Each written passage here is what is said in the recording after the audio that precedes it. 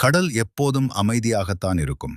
ஆனா சில நேரங்களில் கடலுக்கு அடியில் ஏற்படும் நிலநடுக்கம், எரிமலை வெடிப்பு அல்லது பெரிய நிலச்சரிவுகள் காரணமாக கடற்படுகையில் ஏற்படும் திடீர் இடப்பெயர்ச்சியால் உருவாகும் ராட்சச அலைகளின் தொடர்தான் சுனாமி ஆகும். கடலுக்கடியில் ஏற்படும் பூகம்பங்கள் நிலத்தட்டை மேலோ அல்லது கீழோ தள்ளும்போது அதற்கு மேல் உள்ள கடல் நீர் பெருமளவில் இடம்பெயர்ந்து சுனாமியை உருவாக்குகிறது. டெக்டோனிக் தட்டுகள் நகரும்போது அதிக அளவு நீர் வன்முறையாக இடம்பெயர்ந்து செங்குத்து அலைகளாக மாறி கரையை நோக்கி அதிவேகத்தில் பயணிக்கிறது. கடலோர பகுதிகளில் ஏற்படும் பெரிய நிலச்சரிவுகள் அல்லது கடலுக்கடியில் வெடிக்கும் எரிமலைகள் பெரும் பாறைகளை நீரில் தள்ளி அலைகளை உண்டாக்குகிறது. கடலின் ஆழமான பகுதியில் இந்த அலைகள் குறைந்த உயரத்தில், ஆனால் மணிக்கு 800 கிலோமீட்டர் வேகத்தில் பயணிக்கும்.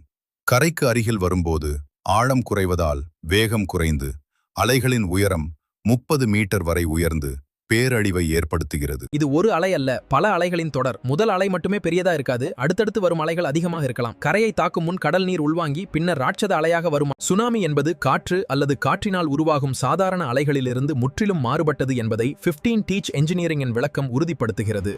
இந்த வீடியோ பிடிச்சிருந்தால் லைக் பண்ணுங்க ஃப்ரெண்ட்ஸ், சப்ஸ்கிரைப் பண்ணுங்க ஃப்ரெண்ட்ஸ். தேங்க்யூ.